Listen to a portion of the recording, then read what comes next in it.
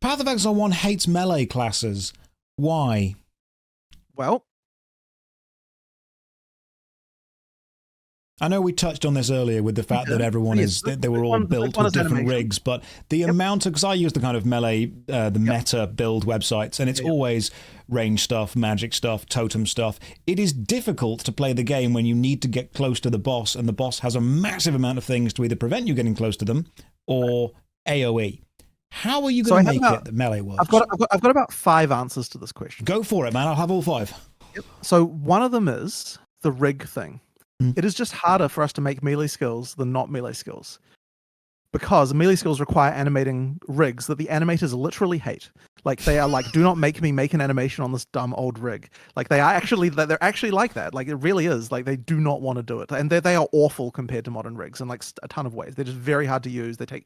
So not only do they take 10 times longer to make an animation on them, but then you have to make 7 more copies of it for every class. For anyone who wasn't here in the chat earlier, every class in Path of Exile 1 has a different rig for the character model, which effectively increases the amount of work you need to do by 7, because if you were to make an animation of one rig doing it, it wouldn't be able to be immediately copied and transferred to all the others. It needs to be redone, which was one of the reasons that Path of Exile 2 said, hey, we're going to do it differently.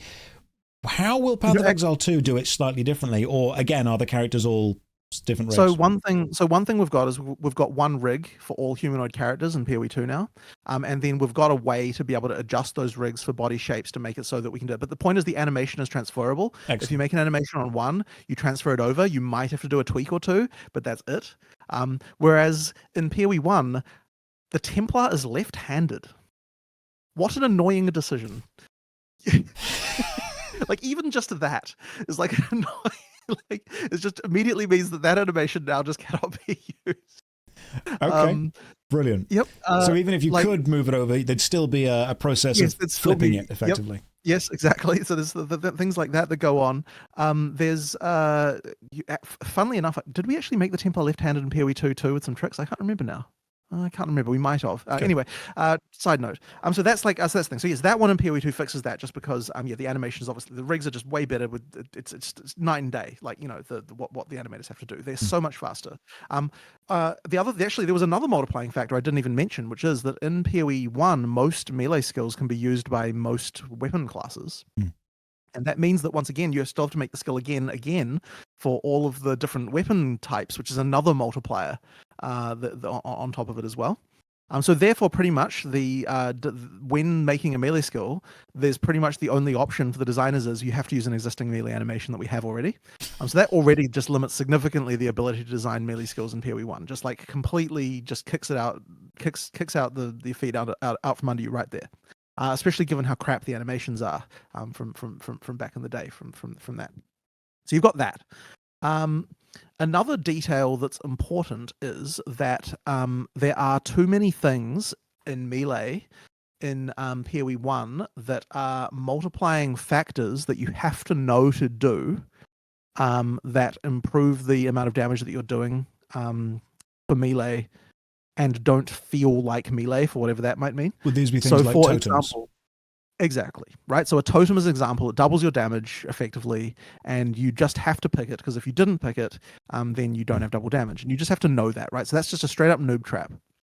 Now, this is actually a somewhat hard problem to solve, because you want to have the ability. Okay, like, how can totems in Path of Exile 2 exist? Is a question, right? Like, how can they? I mean, sure, we can remove the bonus damage that they just give you for no apparent reason.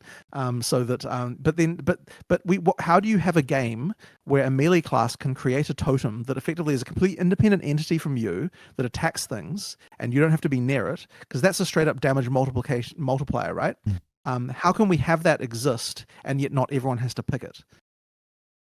And the answer is that you have to have lots and lots of things, and the trade-off is not so much, do I pick a multiplying force or don't I? It's which of the 30 things I could pick am I picking, depending on what I want to enjoy, right?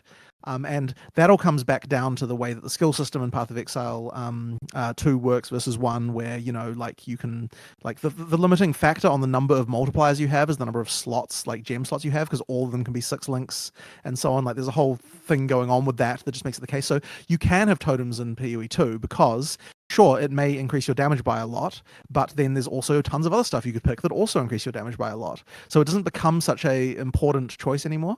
So PoE 1 just has several of these. There's also things like, God, I'm terrible with names. What's that? The yellow star that goes beneath your feet that makes you resistant to damage. People in the chat will know what you're on about. Yeah, people know what I'm talking about. That thing, right? So, for example, like that's important to have on your character somewhere. There's a thing like that. If you don't have it, then your defense is I have just 1,000 worse. people saying fortify right now, so I'm assuming it's fortify. That's the one. Fortify. Yeah.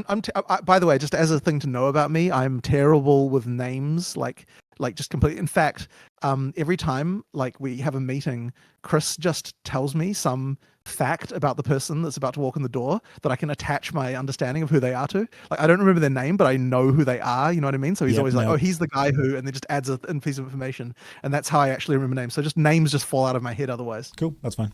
So anyway, random detail. So anyway, Fortify is another example of that. So we actually made a list of these recently. I was with Mark and we're like, okay, what are the multiplying things that a melee build must have to work? And which of these things feel like melee and which don't. And we can't in PoE 1 have the solution of having just lots of multiplying forces because it would require making more skills than we can really make, or else just that we run into problems with the skill system because of the way that you can't 6-link every gem that you have and so on, like just those kinds of issues. And so in PoE 1 we have to have a different solution, which might involve like changing it so that like this is not a thing that makes sense to do anymore, or that we specifically split the build so that you can't use this, this mechanic doesn't work very well with normal melee or something like that. Like I don't have an actual answer for what exactly is going to happen, but like there are things that we want to do there. But in PoE 2 we don't have that particular problem because because we've got so many multiplying factors, and it's just like the intention is that you have that. So that is that issue solved in my opinion. So what else do we have? So melee is going to be good. I like the fact that in the chat right now we've got people saying that this is now the reason that when Chris Wilson walks out on stage, he says, hi, I'm Chris Wilson from Grinding Gear Games, because you're then sat in the audience going, that's who you are. Knew it. I know that guy now. I was worried. Now I know who that is. For sure. So, Jonathan, continue telling us about how melee class is going to work in Path of Exile 2 and how it's going to be good. All right. So the next one is moving while doing melee is something that Path of Exile 1 could just not support for a variety of kind of complicated internal reasons relating to, once again, all the rigs and blah, blah, blah, and all that technical stuff. But ultimately, in PoE 2, what we have is a thing called step attack. And what that is that we have a different animation that plays when you're a bit further away from the monster versus when you're close to the monster. And what that means is that when you do an attack, some of the attack time that you would have used, like rather than arriving at the monster and then doing the attack, you can do the attack from further back, and it still takes the same amount of time as it would have taken if you were standing next to them. And that means that every single attack has less close time than it would appear to have. Like you can, and so it just feels like the attack is a little bit faster than it otherwise would be. But in particular, like the portion of the screen on which you can do a melee attack is larger when you start it. And so that is an important reason. Now, this actually varies quite significantly. For the monk, some of the skills have absurd distances, and with the most being that palm strike where you can go from half a screen away. You can just melee straight into them, and you just just slide up to them and attack them. It feels good as it's a palm strike. But every skill has some degree of that, and so that improves melee very significantly over what PoE 1 has. Not something we could do in PoE 1 because the animation time would be impossible. That I think is actually, by the way, one of the reasons why WSD does work in PoE 1 and in PoE 2 and didn't work in Pagan Online, because that element, there's a fluidity to the feeling of moving around where you kind of blend nicely from I'm controlling my character to my character kind of gets to the right place, and yet it doesn't take extra time. So that's kind of important. And then another thing that we've done is all the targeting stuff. So basically, in general, you don't really lose control of your character anymore. That is something that allows you to have longer attack times while not feeling bad. In PoE 1, all attacks must be ultra short, because if they're not, you feel like your character's locked in and you can't do anything, and that feels garbage. So you can significantly increase attack times if you are willing to let the character reposition, retarget, and also cancel using dodge roll. So like that stuff there just immediately does that. Now, there was something you did say earlier, which I actually don't agree with, by the way, about having to be close to bosses to do melee. Okay. Being close to a boss is actually usually more safe than being further away. And that's because the amount of distance you have to move to change the relative position and angle to the boss is lower. You can get to a 90-degree offset from the boss from where you were with a very short move when you're in melee, but a very long move when you're in ranged.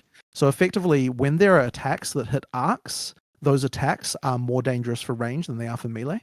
And so effectively, so long as bosses have the correct number of attacks of the different types, you will find that melee and ranged are actually relatively balanced, and the distance to the target turns out to be one of the least important balancing factors for melee once you've make sure that you get the balance of skills correct. So it might seem like, for example, that ranged characters should do less damage than a melee character, but actually that is not so much the case. And we've found that if you make ranged characters weak, to have a different amount of relative DPS compared to melee characters, then the ranged characters just feel bad, and that is a problem. Whereas if you make the melee characters do too much damage, that also feels bad because overkilling everything, and it just kind of just makes the game feel like a walkabout. So the damage, the distance thing is actually surprisingly, despite the name, the least important thing about melee. Okay. Which I find to be good. But that being said, you do have to have that closing element, to make it work. That's kind of where we're at with that. So I think that probably covers a lot of things. I'm sure there are probably like a half a dozen more random things about melee that make it better, but those are certainly some of them, and some of the big ones, I would say. Were there any other? Sorry, in that list you had earlier about issues with melee, were there any others that I didn't address in that? I'll probably think of some. As I think of them, I'll just let you know again. But I think what you've mainly touched on is the fact that melee is going to be very much improved by an improved movement system, and the fact that you guys won't need to develop 7 different animations whenever you decide to do something. Yeah.